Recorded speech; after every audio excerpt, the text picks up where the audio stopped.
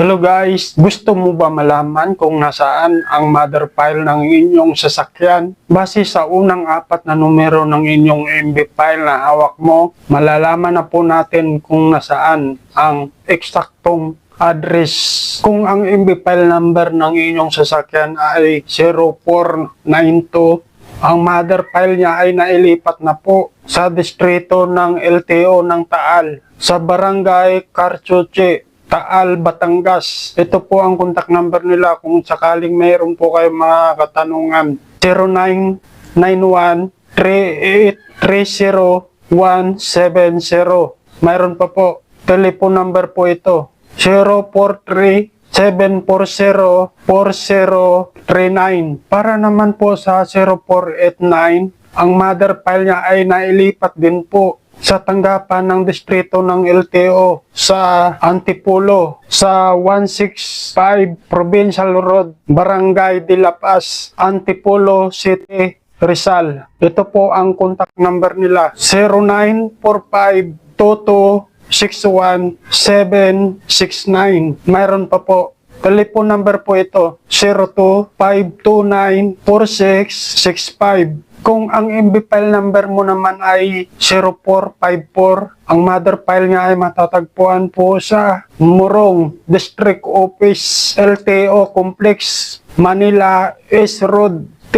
Claudio Street, Sitio Paglabas, Barangay San Pedro, Morong, Rizal. Beside po yan sa Municipality Hall ng Morong. Ito po ang contact number nila, 0906-9222-857. Kung ang MB file number mo naman ay 0484, ang mother file niya ay matatagpuan po sa Binangunan Extension Office, Building B, New Binangunan Public Market, Manila S Road, Barangay Tagpos, Binangunan, Rizal. Ito po ang contact number nila, 0976-1482-781. Kung ang MB file number mo naman ay 0452, ang mother file niya ay matatagpuan po sa Lucena District Office, Lucena Ground Central Terminal, Diversion Road, Barangay Ilayang Dupay, Lucena City, Quezon. Ito po ang contact number nila, 0981-3789-104. Kung ang MB file number mo naman ay 0435, ang mother file niya ay matatagpuan po sa